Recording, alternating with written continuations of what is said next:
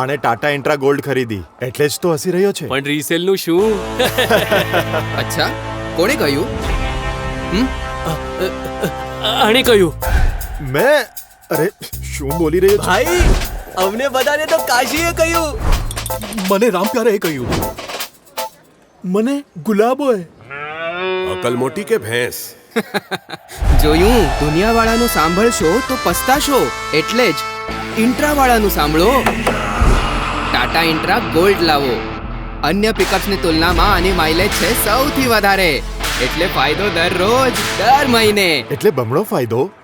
Mileage થી પણ અને રીસેલ થી પણ.